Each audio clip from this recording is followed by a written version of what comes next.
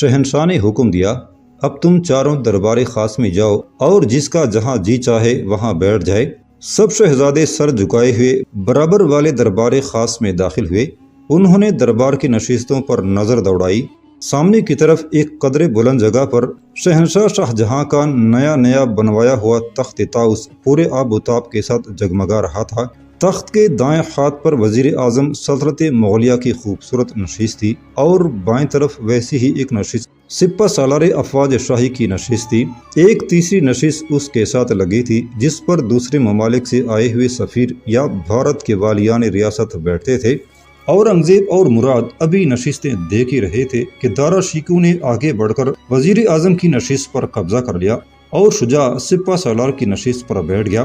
مراد کو مہمان والیان ریاست کی نشست پسند آ گئی اور اس نے اس طرف قدم بڑھائے۔ اب شہزادہ محی الدین اورنگزیب باقی رہ گیا تھا جسے اپنے لیے نشست کا انتخاب کرنا تھا، مگر وہ نہایت اطمینان سے کھڑا دربار حال اور نشستوں پر طائرانہ نظریں ڈال رہا تھا۔ اس کے سکون سے تو یہ ظاہر ہو رہا تھا جیسے اسے کسی نشست پر بیٹھنا ہی نہیں ہے۔ اورنگزیب کے تینوں بھائی جو اپنی اپنی پسندیدہ نشستوں پر بیٹھ چکے تھے، وہ بڑی دلچسپی اور تجسس بری نظروں سے اورنگزیب کو دیکھ رہے تھے۔ ممکن ہے کہ وہ دل ہی دل میں اس بات پر خوش بھی ہو رہے ہوں کہ اورنگزیب نے نشست کے انتخاب میں تاخیر کر کے خود اپنا ہی نقصان کیا ہے اور اب اسے کسی کم درجہ کے امیر کی نشست پر بیٹھنا پڑے گا۔ پھر بیٹھے ہوئے شہزادوں نے دیکھا کہ اورنگزیب کے پیروں میں حرکت ہوئی اور وہ نشستوں کے درمیانی راستے پر آہستہ آہستہ یوں بڑھنے لگا جیسے چہل قدمی کر رہا ہو۔ سب بھائیوں کی نظریں اس پر جمی ہوئی تھی۔ اس نے دائیں بائیں بیٹھے ہوئے بھائیوں پر کوئی توجہ نہ دی اور آگے ہی آگے بڑھتا رہا۔ پھر اس نے قدم روک کر پہلے اپنے بھائیوں پر نظریں ڈالیں، اس کے بعد سامنے کی طرف دیکھا۔ اس کے سامنے شہنشاہ شاہ جہاں کا تخت طاؤس اپنی پوری رعنائیوں سے جگمگ جگمگ کر رہا تھا۔ اورنگزیب چند لمحوں تک تخت طاؤس کو گھورتا رہا۔ بھائیوں کی نظریں اب بھی اس پر جمی ہوئی تھی اور ان کے تجسس میں کچھ زیادہ ہی اضافہ ہو گیا تھا۔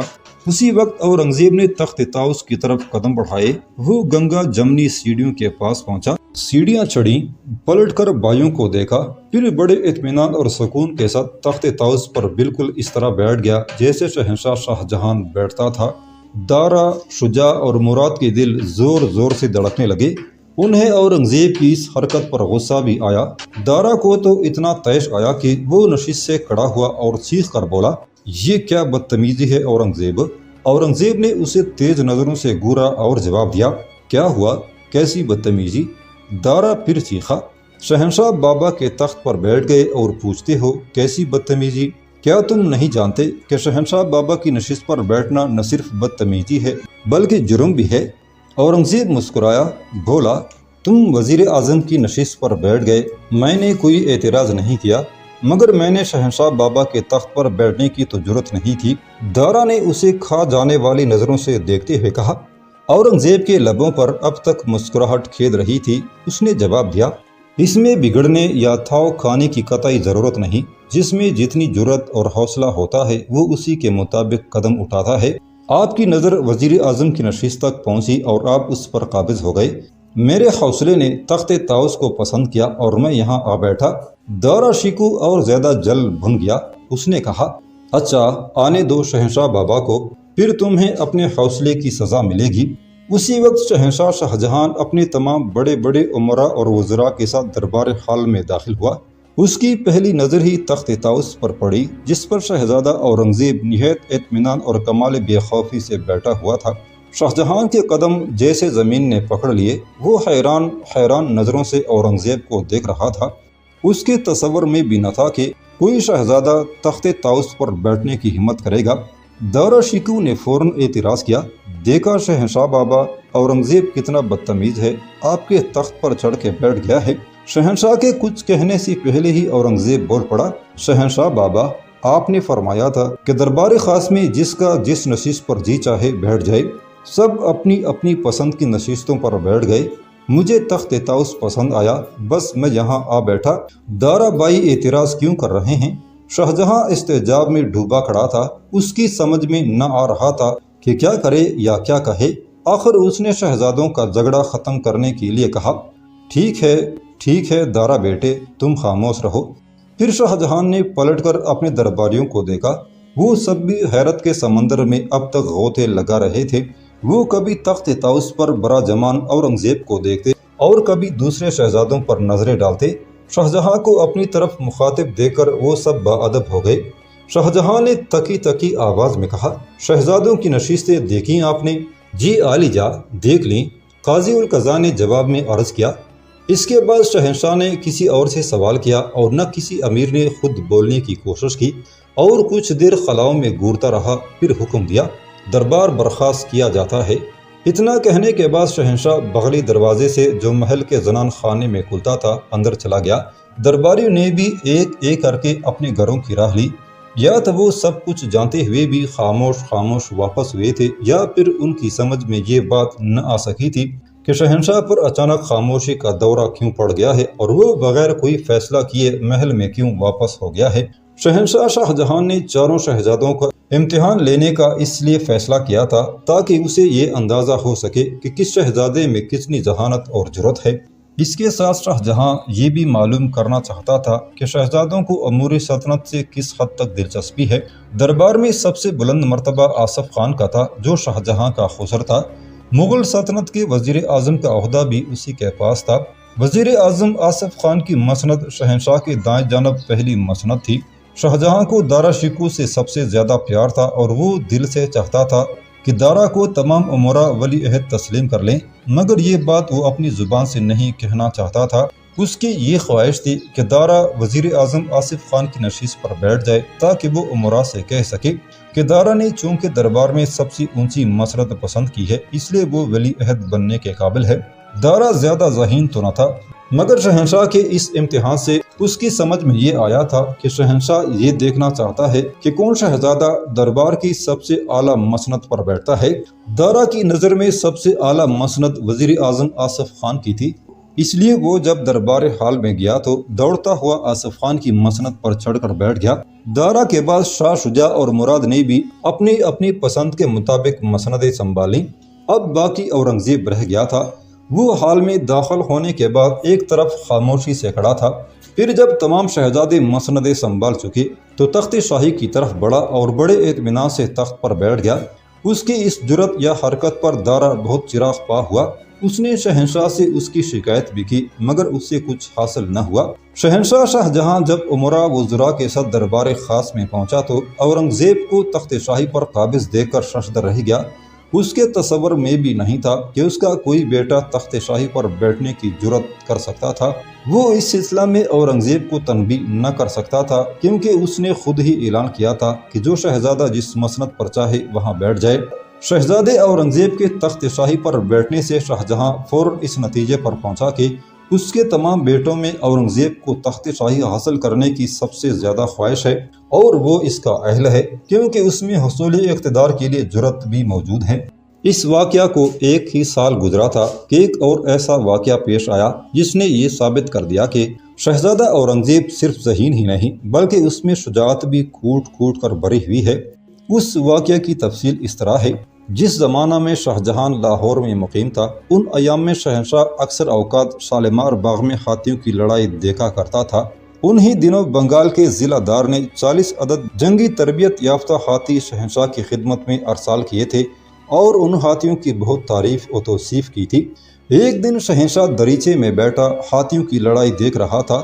چاروں شہزادے بھی اپنے اپنے گھوڑوں پر سوار تماشا دیکھ رہے تھے۔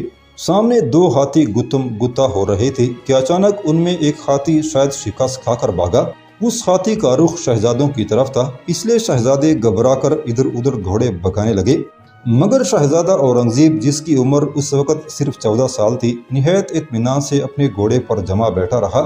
اس نے اپنی جگہ سے ذرا بھی جنبش نہ کی جہاں تک کہ بھاگتا ہاتھی اس کے قریب سے نکل گیا۔